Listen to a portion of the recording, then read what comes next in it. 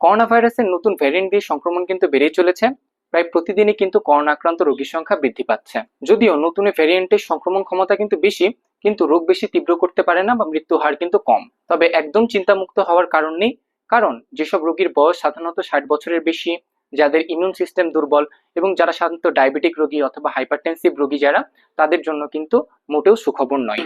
সাধারণত অন্যান্য ভাইরাল রোগের মতো এক্ষেত্রেও মৃদু জ্বর থাকতে পারে, হালকা কাশি থাকতে পারে, গলা ব্যথা থাকতে পারে, শরীরে ব্যথা থাকতে পারে, বিভিন্ন জয়েন্টে ব্যথা থাকতে পারে, মাথা ব্যথা হতে পারে এবং অনেক ক্ষেত্রে আপনার ঘ্রাণ শক্তি কমে যেতে পারে। অনেকের মাঝে খুব অল্প উপসর্গ, যেমন দুর্বলতা অথবা ক্লান্তি ভাব এবং শরীর ম্যাচম্যাচ করা, এই ধরনের উপসর্গও থাকতে পারে।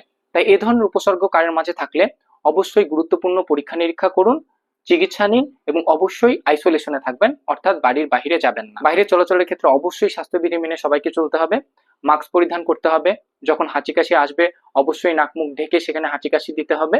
এবং আমরা যদি স্বাস্থ্যবিধি মেনে চলতে পারি তাহলে ইনশাল্লাহ করোনা ভাইরাসের নতুন যে ভ্যারিয়েন্ট, এটার আউটব্রেককে আমরা প্রতিহত করতে পারবো। সবাই ভালো থাকবেন এবং সুস্থ থাকবেন এই কামনায়। আসসালামু আলাইকুম।